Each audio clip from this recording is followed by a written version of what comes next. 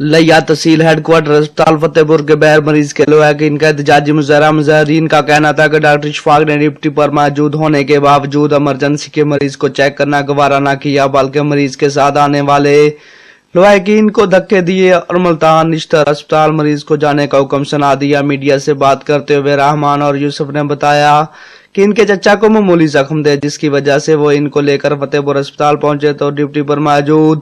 Doctor Ashfaq نے ان کے ساتھ توہین آمیزہ سلوک کیا اور دھکے دے کر اسپتال سے باہر نکال دیا اور نشتر اسپتال ملتان بھیج دیا۔ ڈاکٹر اشفاق میڈیکل آفیسر تحصیل ہیڈ کوارٹر اسپتال فتح پور کا رویہ